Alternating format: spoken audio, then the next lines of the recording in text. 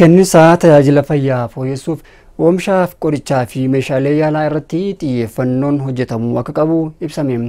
Waldaan damee oomisha tajaajila yaalaa fi qorichaa Itoophiyaa yaa'ii idilee 22ffaa isaa gaggeesseera. Gabaasa Raayil Demisoof Kumee Balay akka nutti dhiyeessiti.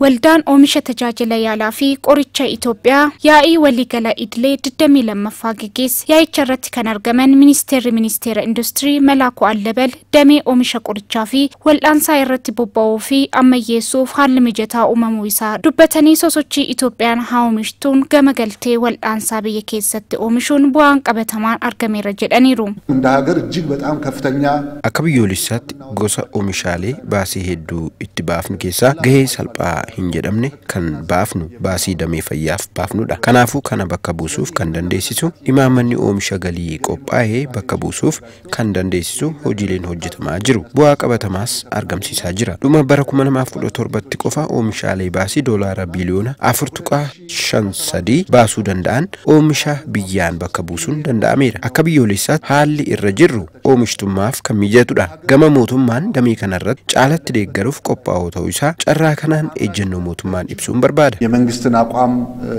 ለማንጸባረቅ ወዳለው Itoophiyaan yaalanii fayyisuu bu'uura kan taasise haala kenniinsa tajaajila wal'aansaa qaqqabaa taasisuuf dhiyeessaa galtee wal'aansaa irratti xiyyeeffannoon taasifamee hojjetamaa jira kan jedhan deetaan ministeera fayyaa Dr. Darajjee Dhugumaa waldaan damee oomisha tajaajila yaalaa fi qoricha Itoophiyaa adeemsa oomisha galtee wal'aansaaf xiyyeeffannoo akka kennu gaafataniiru. አራተኛውን የጤና ፖሊሲ ከ31 ዓመት በኋላ መንግስት አሻሽሏል።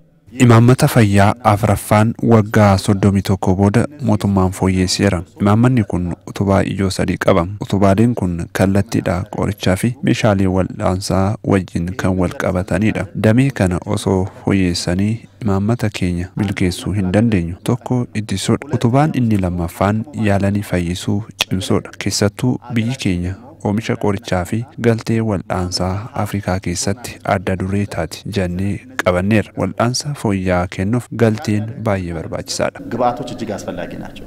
Pireezidaantiin waldaa damee oomisha tajaajila yaalaa fi qoricha Itoophiyaa Dr. Daani'eel Waaqtoleen waldichi banaalee damee indastiriin kaa'aa ture hir'isuun ga'ee isaa bahachaa akka ture kaasanii gosoota qorichaa adda addaa fi meeshaalee wal'aansaa alaa galaa turan biyya keessatti akka oomishaman taasisuun shoora olaanaa ba'ateera jedhaniiru. መንግስት ከሚገዛቸው 10 ቶፕ 10 መድኃኒቶች ውስጥ gosa qorichaa mootummaan bitu hanga sadarkaa 10 jiru keessaa waggaa 3 har'aa qoricha 2 qofadha. Biyya keessa mootummaan kan bitu yeroo ammaa 10 keessaa 8 kan ta'u biyya keessaa bitama. Kanaan dura warshaaleenis jiru, humni namaas jira, gabaanis jira. Garuu oomishaalee dheedhii bituuf dhiheessi sharafa alaa hin mijoofne. Mootummaan kana hubatee hojiilee hedduu hojjeteera. Dhaabbileen adda addaa tattaaffiin taasisan jajjabeessaa waan ta'eef galatooma. የሚደነቅ ነውና እናመሰግናለን። Yaa'icha irratti haala qorichaa fi meeshaalee wal'aansaa biyya keessatti oomishuu danda'amuu fi sirnaan itti fayyadamtootaaf qaqqabsiisuu haala danda'amuu irratti mari'atameera.